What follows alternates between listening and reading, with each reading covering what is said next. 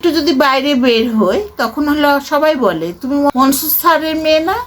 তখন আমার আত্মাটা চমকে ওঠে যে আমার বাপ একজন এত ভালো টিচার ছিল, নামকরা শিক্ষক ছিল। সেই তুলনাতে আমার কোনো কিছুই আমার হয়নি জীবনে। এবং অঙ্কের শিক্ষক হিসেবে তার একটা ভালো সুনাম আছে, আর তার প্রত্যেকটা দিকে একটা ভালো ছিল, যেমন ছেলেদেরকে নিয়ে খেলাধুলা করা বা অনুষ্ঠান করা, বিভিন্ন অনুষ্ঠানে তার একটা ভূমিকা ছিল।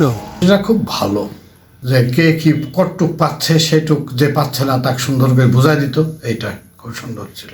তখন কি ছাত্ররা বাজারে ঘোরাঘুরি করতো ওই স্যারের সামনে? না, স্যারের সামনে কেউ ঘুরতো না, সবাই পালায় যেত, খুব মানত। চীনে থাকে শামসুল, ও কিন্তু ওর কাছে লেখাপড়া করে খুব ভালো যত্ন করতো। এই যে চীনে গেছে যে শামসুল, সে আমার আব্বার ছাত্র। চারঘাটের যে 4 তলা বিল্ডিং সোনালী ব্যাংক, ওটা সুবল যে ব্যাংকের চাকরি করত, সে আমার আব্বার ছাত্র। যে ছাত্রগুলা সব বড় বড় স্থানে সব চলে গেছে, পৌঁছায় গেছে। এই যে আকসেদ ইঞ্জিনিয়ার, সে আমার আব্বার হাতের ছাত্র। টিপু যে মেজর, ও আমার আব্বার হাতের ছাত্র। মানে চারঘাটের অনেক বড় বড় যে আগেকার অফিসার লেভেলে বা বাইরে বড় বড় ব্যবসায়িক, সবই আমার আব্বার হাতের ছাত্র। এবং তারা আমার আব্বাকে ইঞ্জিনিয়ার, ডাক্তার, আবার এই যে সেলিম প্রিন্সিপাল, ও আমার আব্বার হাতের, মানে অনেক বড় বড় সবাই ইঞ্জিনিয়ার, ডাক্তার। আগেকার পুরাতন যে ইঞ্জিনিয়ার ডাক্তারগুলা প্রত্যেকটা আমার আব্বার হাতের ছাত্র। কেমন শিক্ষক ছিল? 1 নম্বর শিক্ষক। আমি তোমরা না পারলে বারবার আমাকে জিজ্ঞাসা করবে, আমি করে দেব।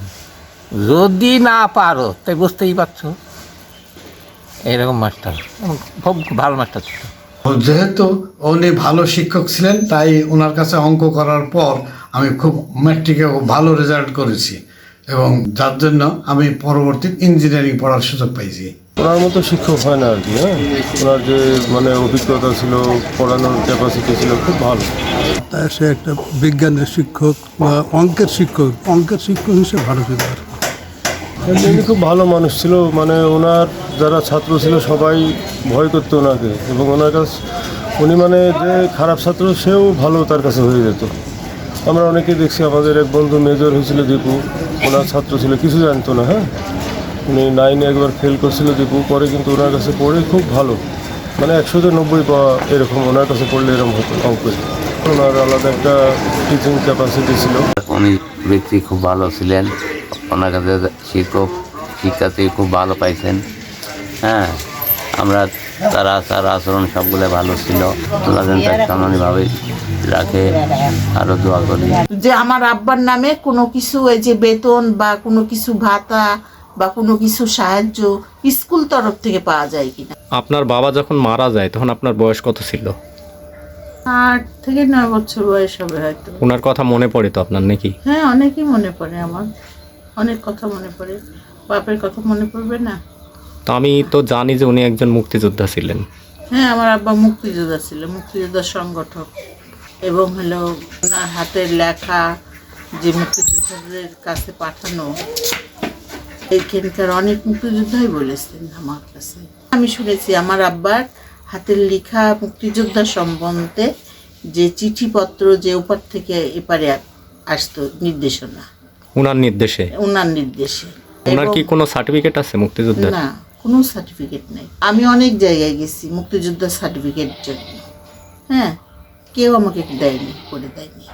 এবং আমি এই চারঘাট হাই স্কুলে গেছি আমার আব্বার সার্টিফিকেটের জন্য, যে আমার আব্বার সার্টিফিকেটগুলো পালে আমি সব কিছু ওই মুক্তিযোদ্ধার ওইখানে যাই দেখায় করতে পারবো। সার্টিফিকেট হলে হাই স্কুলও দেয়নি। আমার আব্বা মুক্তিযোদ্ধা শেষ করে আসে, ইয়েতে রিলিফের যে চেয়ারম্যান, জি, তখন আমার আব্বার হাত দিয়ে এই মানে যারা বীরঙ্গনা, যেসব মেয়েরা, তারপরে যাদের ক্ষতি হয়েছে তাদের সাহায্য সহযোগিতা দেওয়া নেওয়া সব কিছু আমার আব্বা দিয়েছে।